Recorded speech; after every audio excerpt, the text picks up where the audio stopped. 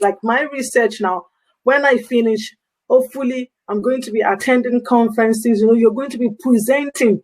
You're not just going to have a research done and you just pocket it and say, these are the things that, like educators need to know, policymakers need to know how they're going to be able to encourage change. So research that has been done as well has also upped the education sector in Ireland. So I'm going to say, the need for quality, the government investing, and then research that has been done in education.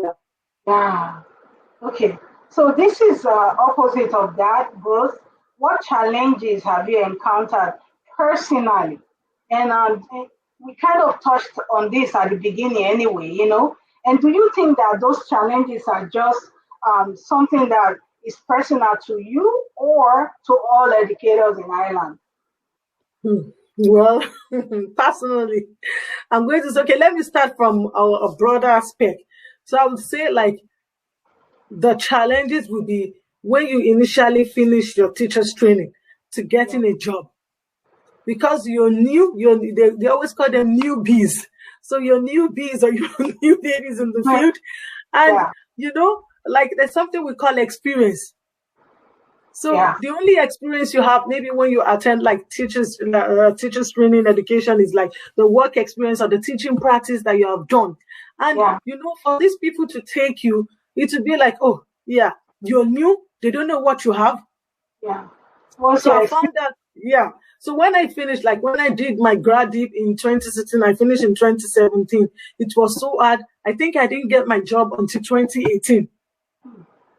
So like 1 year, and I see a lot of people, even my African people, telling me, why did you decide to go into teaching? Teaching that, you see that it's not many African people, Black people doing teaching in Ireland. What kind of job are there? No other jobs. Like you see people say these things to you.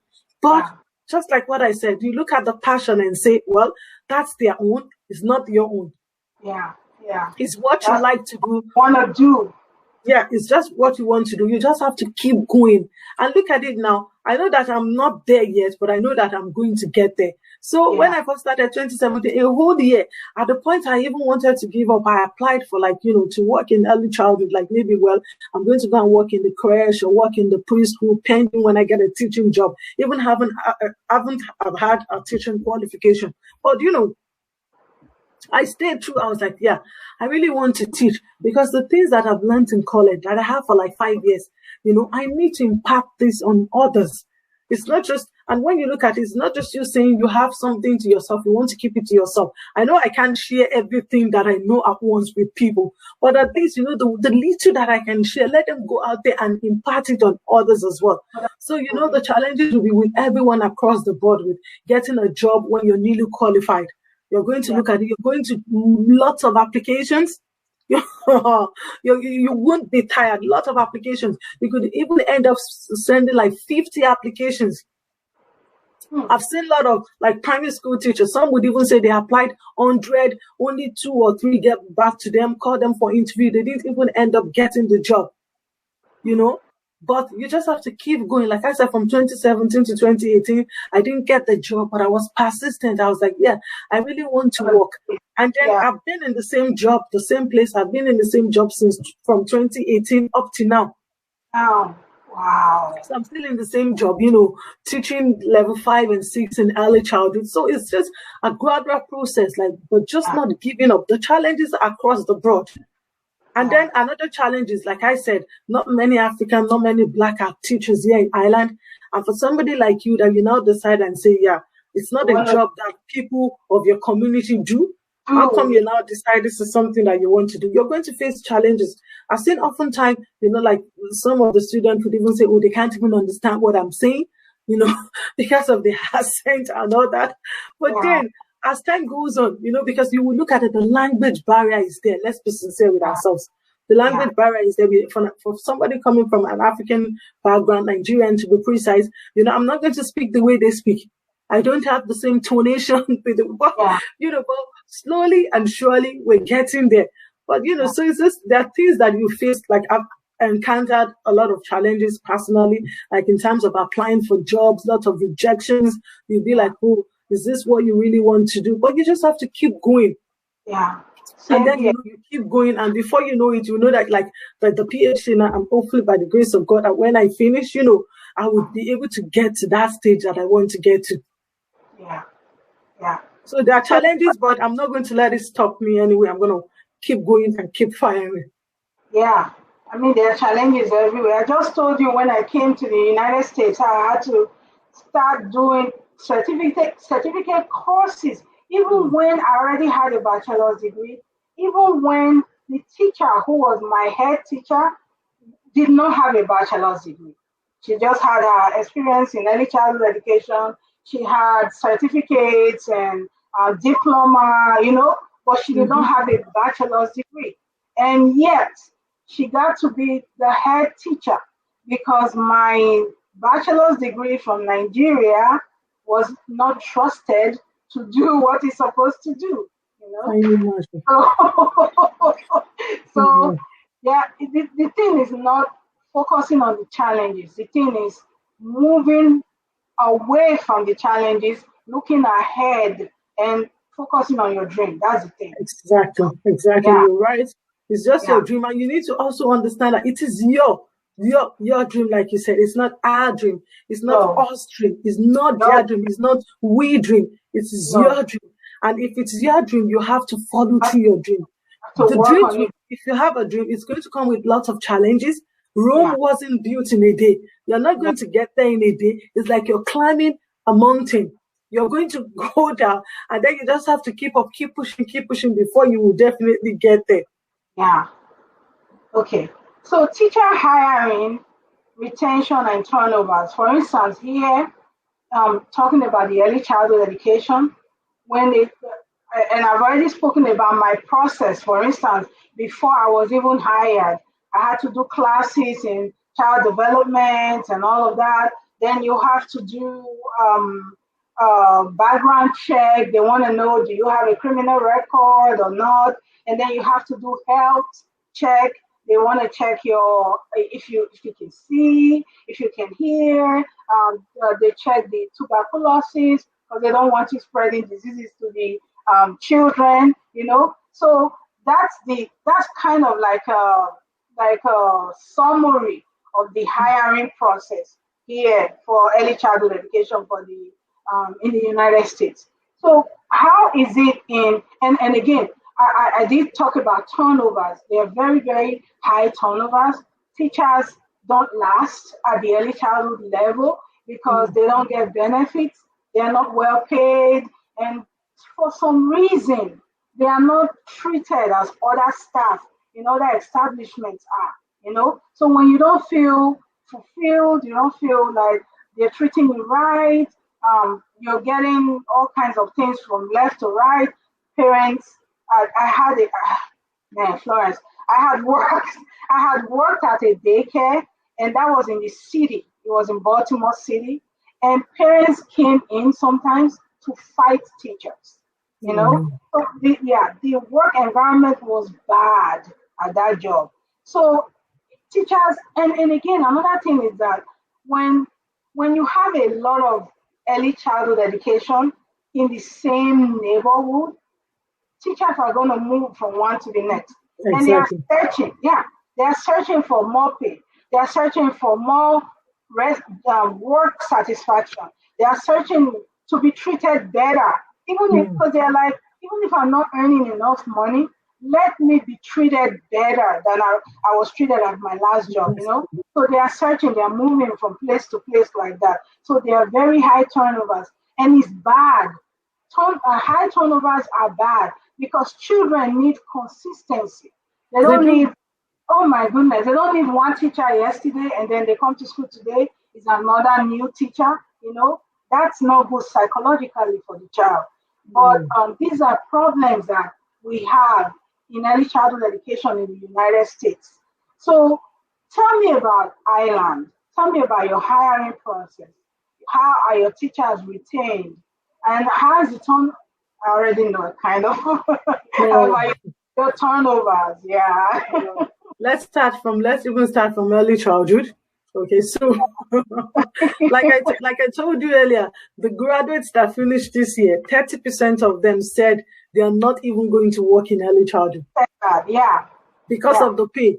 So they are going to go on. Most of them will move on into primary school teaching. So they will go and do another degree for 2 years. So it's called professional graduate in teaching. So they will do that for 2 years, or they go and do the one that I did at grad deep in adult and further education to become like a trainer, like to train people to work in the sector. So like for the early childhood, they are moving. You even see some of them when they have their degree, they move over to Dubai, Abu Dhabi, they move over to the States. I don't like, just like what you said, and I don't know why, because I've seen some of them move over to the States. So maybe they end up taking on a managerial role or something. So they move to different countries because of the pay. Like for early childhood, it's not even encouraging. So the ones that you would mainly find in the sector are the ones that have their level 5, level 6 in early childhood. And you will still see some that have their degree. Some even have masters. Some even have masters in early childhood, and they are still preschool staff. So you would know it's their passion. It's not the pay. They just love it. And you would find out that some of them, they are young ones. You know, like the young ones that maybe they're still living home.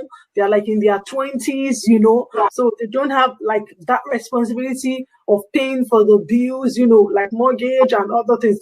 Don't get me wrong. I'm not saying they don't have responsibility, but it's not that much more like compared to somebody that have like 3 kids, with 2 kids, you, your husband, and so 4 people, and then living with that, you know, with that money. And I've often seen some, when they finish their degree, they just go and open up their own place.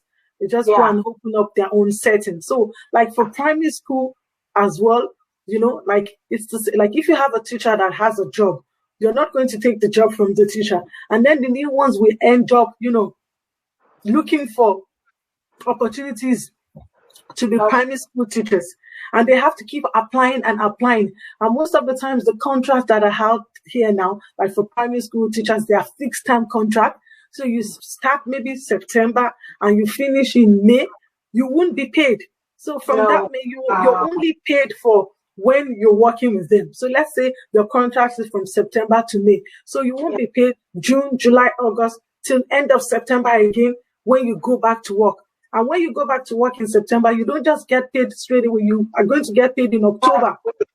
So we're saying, now let's count. We're saying like May, you finish like for primary and secondary schools. For primary, for secondary is end of May. For primary is end of June. So let's say for primary end of June. So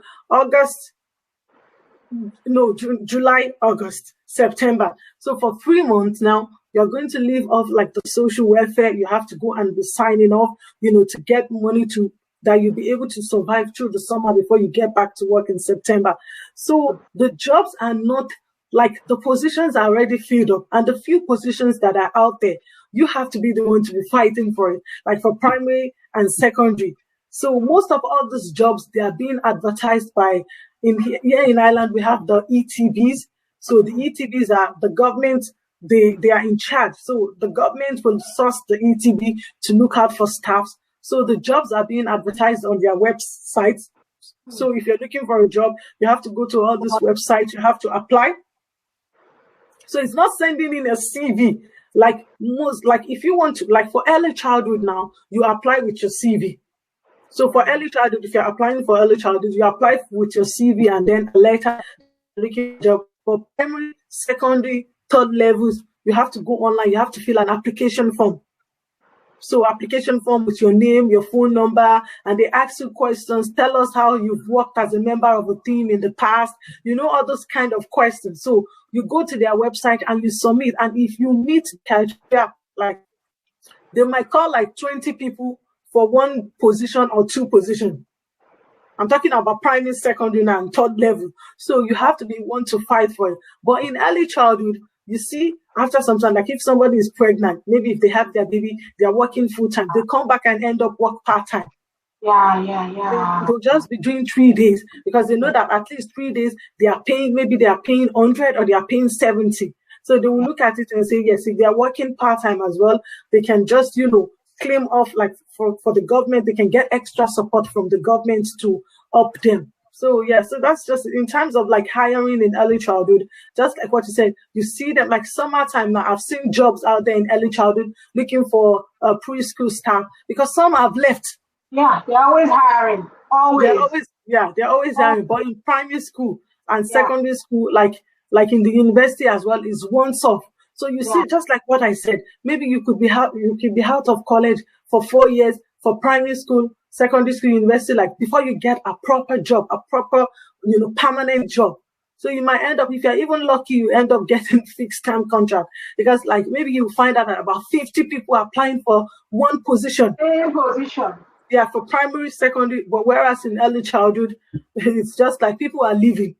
And Yeah, then you'll be thinking yourself, like they're going to get holiday in August now. So if you're the owner of like a crash, you'll be cracking. If 2, 3 people said they are not coming back again, you have to make sure you fill those positions before September. yeah, yeah. Yep. It's the So same that's here, I it. tell you. It's the same here. Okay. Wow. Yeah. So let's talk about curriculum used in Ireland. In the United States, we use the Common Core curriculum.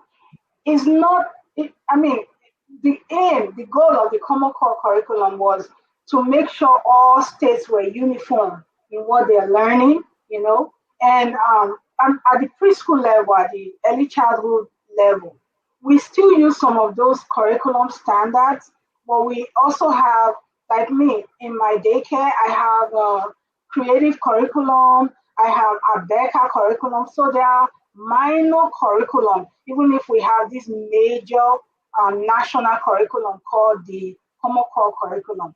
And also, not all states are in for it.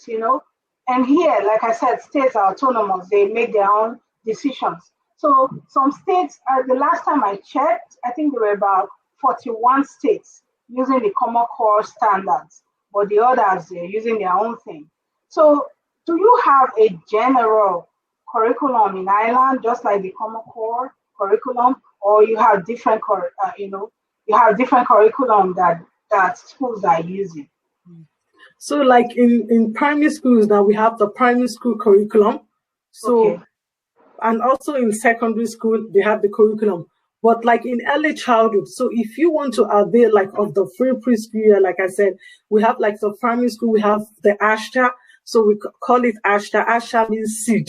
So okay, Ashta is an Irish word, so it means seed. So for early childhood, it means you are planting a seed that would germinate, that would grow later on. And like I said, like early childhood, it's a seed that you're planting. You want the children to learn self-esteem, you're teaching them. And then when they grow up, they move on to primary school, secondary, university, you see them, they exhibit the seed that you have already planted in them. So like in early childhood, we have the ashta, which means seed. It's a framework.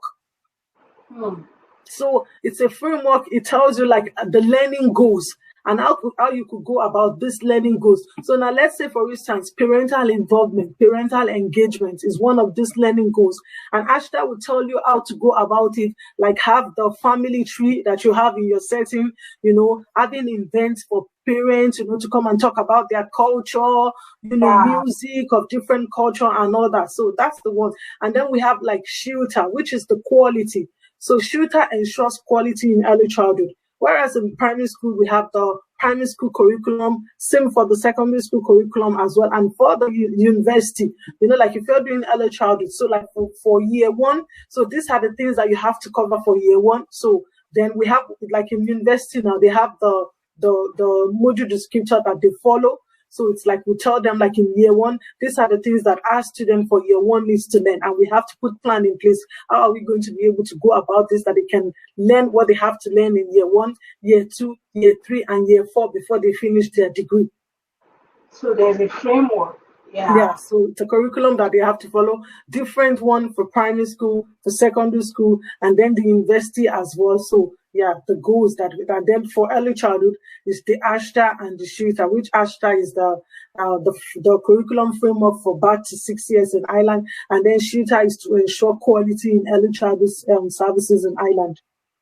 So you did mention already. You mentioned about special education or special needs.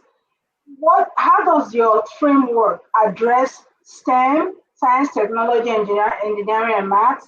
STEAM, science, technology, engineering, arts, and maths, or special needs?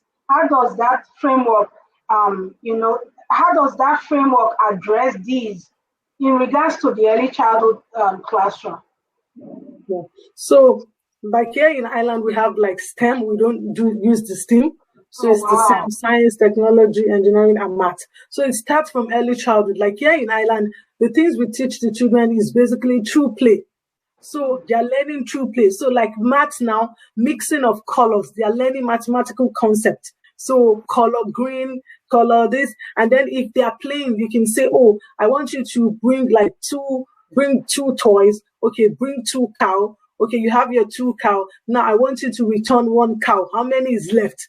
So you start from that younger age, so it starts where everything has to be done through play, like in early childhood. I was saying, so they are learning the mathematical concept, they are learning, like engineering, they are making things.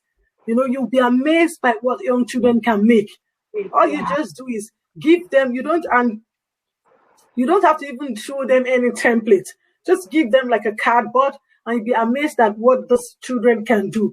Because they have the skills. Children are born with, they have this inborn skills. They have skills that they are born with. It's just for you as the adult to be able to bring out these skills in young children. So STEM, they definitely use it, like maths, making of things and all that. And then special needs in Ireland here, it wasn't really focused on many years, but now, the world is becoming diversified, diversity, there's a need for inclusion. So in early childhood, we have what we call aims.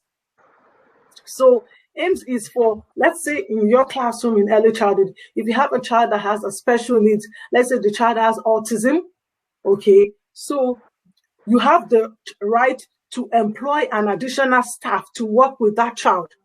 And then the government is going to pay.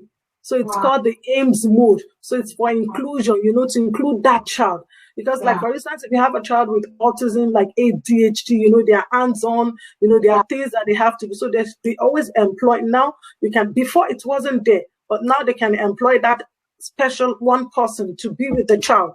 Okay, to up the child so that the child will not be segregated, the child will not feel excluded. So special needs is really key now, starting from early childhood. Before they have the focus on it in primary, like in secondary, even in university as well. Yeah. So now early childhood, because like I said, they've done a lot of research in Ireland now. So it has enlightened Ireland that, inclusion starts from early childhood. Because some of these children, most of them, not even some of them, this diagnosis was done in early childhood. So they need the support from early childhood. It's not when they go on to primary school or secondary school that you're not giving them the support. They need to get the support from early childhood. So we have STEM, special needs is really key in early childhood now. In Ireland. What about music and dancing and maybe poetry? Using clay and all of that. What about that kind of learning? Yeah, so like in early childhood now with music, nursery rhymes, painting, children doing things. They're moving on to primary school. They have PE, sports. So it's in the curriculum. It's not even outside the curriculum. So the children they engage in PE, like running, skipping, because as you know, obesity is key now. So in order to combat obesity, so there's lots of extra curriculum activity now, PE, and even after school as well. There's more being active after school events now. They have like soccer, they have like basketball, they have, just music. The ones that can woodwork in secondary school now, we have woodwork, which wasn't there before. Because like I said, you have some children that they're very good with their hands. And we need to help the children from younger age. It's not when they go into university, they want to be an engineer. They need to start from somewhere. So we have woodwork now. We have building, in secondary school where the children could be able to develop this. So it's like if they have woodwork. So if you're that person that you want to learn to make things, build chairs and all that, you go for woodwork. And then you'll be able to learn all these things. Yeah, so extracurriculum activities we are big into that in Ireland. So we've talked a lot about learning in the early years sector, focus on education and all of that, I want to move on to our last question, which is discipline. Because discipline is very important in the educational sector. Sometimes without discipline, you can't learn. It's a big problem, you know. So here in the United States, we're gradually, actually rapidly moving into this positive discipline, positive reinforcement, you know, Exactly. where you create safe spaces for the children. You talk to them in a very nice voice. You don't want them to. You don't yell at them. You don't hit them. You can never hit a child, or you can never use physical punishment on a child. You just have to talk to them and redirect them. And then now most of the discipline is put on the parents. You know, if your child is crying too much, we can't handle the child, please come pick up. You know, or your child is hitting and throwing things, and we can't deal with it. Come pick them up. You know, things like that. So, how is discipline in Ireland? What's your strategy? Yeah, so it's just similar. So we use more of positive reinforcement, okay, and the behaviorist has proven, like Skinner, for example. I don't know if you're familiar, you should be familiar with Skinner, that the behavior that you reinforce tend to happen more. It occurs more. So we use more of like positive reinforcement, like for instance, if you don't want the child to shout, you're not going to say to the child, stop shouting. You say something, use your inner voice. And when you see and the I child, do see some of that on your channel. I do see that. Yeah. So, and when you see the child using the inner voice, you reinforce the behavior straight away. Oh, Johnny, you're the best boy. Look at how you're using your inner voice. Look at how you're playing with your friend nicely. You're reinforcing that behavior. And Johnny will tend to do more because he knows that definitely you're going to reinforce the behavior. And we also use like stickers as well. You know, if a child has done something, you can say, oh, Tony, come and get a sticker. But you need to tell the child, why is the child getting the sticker? You're not just going to say, okay, Johnny, here you go, have the sticker. Why is Johnny getting the sticker? Okay, Johnny, you're getting the sticker because you were able to share your toy with Tola. So it's going to reinforce Johnny to do more. So you're not just going to say, okay, Johnny, here you go, a bowl of ice cream. A bowl of ice cream for what? So we use more of like positive behavior reinforcement. Okay, so we strengthen positive behavior. We don't, and it's also important that we less focus on the negative behavior, because when you give too much attention, young children as well, some of them want attention, they'll start to throw tantrums. Some children, we know that, like babies, for instance, a child, we know that if they cry, they will pick them up. You see the child cry many times. Oh, mommy is going to pick me up. Daddy is going to pick me up. Auntie is going to pick me up. You're giving attention to the child. But when you focus less, like if you're distracting the child is crying. Like for instance, you have a musical rattle in your hands and you're shaking it. You're distracting the child from crying. And before you know, crying would move into laughing. We move into giggling. So here in Ireland, we use more of like positive reinforcement. I think it's similar to the States as well. Yeah. And I think that most countries are moving towards that. You know, you were in Nigeria and I was in Nigeria. We know it was a corporal punishment mostly. But even Nigeria now is drifting away from corporal punishment and trying to adapt to positive reinforcement, you know. So discipline is something the world is still working on. Nobody has an answer to it. Exactly. Yes, you know.